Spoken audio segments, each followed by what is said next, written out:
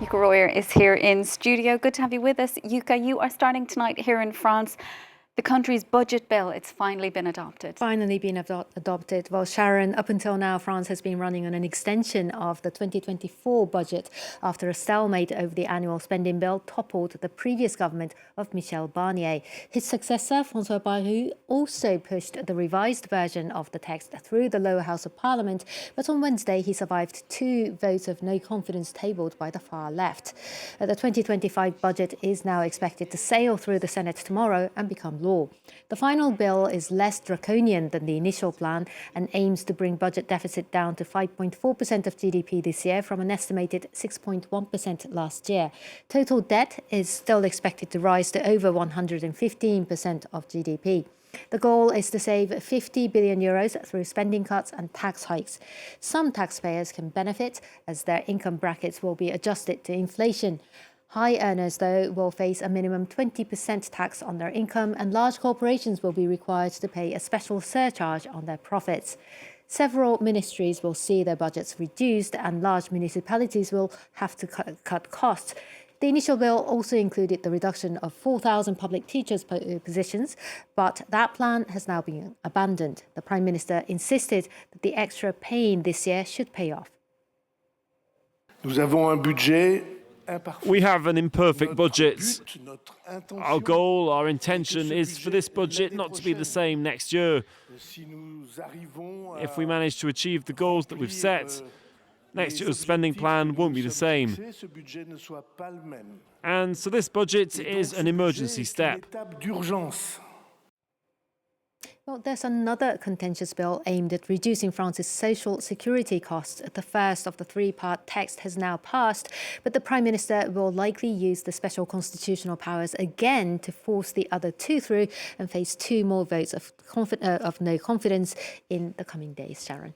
Meanwhile, Yuka, Donald Trump, he's blaming other countries for the US's trade deficit.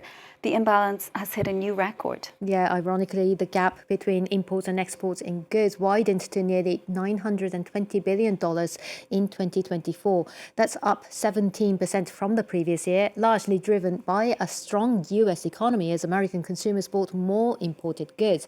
Export grew too, but at a slower clip. Bilateral trade deficits with several countries also rose to record highs. China topping the list at $295 billion, followed by the EU, Mexico, Vietnam and Ireland, Sharon. Meanwhile, Donald Trump's tariffs on China, they've not only rattled markets, but also parcel deliveries in the United States. The United States Postal Service suspended inbound parcels from China and Hong Kong on Tuesday and then resumed hours later. The USPS gave no reason for the move, but it comes after Donald Trump's executive order, in addition to imposing 10% tariffs, also closed a customs loophole known as de minimis. Eliza Herbert has more. Packages sent from this Hong Kong post office can once again be delivered in the United States. After a ban from the US Postal Service was reversed less than 24 hours after it was announced, leaving local business owners distressed with the uncertainty. I don't know why we are victim in middle of this political bullfight. The statement posted on the USPS website on Tuesday night initially announced the suspension of inbound parcels from China and Hong Kong after President Donald Trump imposed 10% additional tariffs on all Chinese imports and suspended the US customs rule known as de minimis, a rule under which all deliveries valued at less than $800 have been exempt from import duties, benefiting ultra-cheap Chinese e-commerce merchandise. When you look at the executive order that the Trump administration did, it revoked the de minimis allowance for e-commerce goods into the U.S., such as Temu and Shein. So the biggest hit will be those players as well as Amazon. In the last 8 years, exports of Chinese parcels to the US have risen sharply, from being worth $1.3 billion in 2017 to nearly $23 billion last year. The massive volume of deliveries has compromised the ability to conduct customs checks, potentially making it easier to ship drugs like fentanyl into the United States.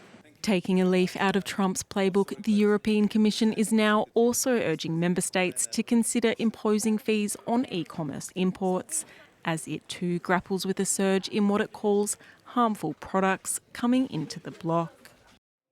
Let's finish with a look at the markets then, Yuka. US stocks on Wall Street ended the day in positive territory amid mixed performances by tech giants. Google's parent Alphabet and chipmaker AMD fell about 7% after their earnings report, but Nvidia jumped 5%, lifting the Nasdaq. And that's it for business. Yuka, thanks so much.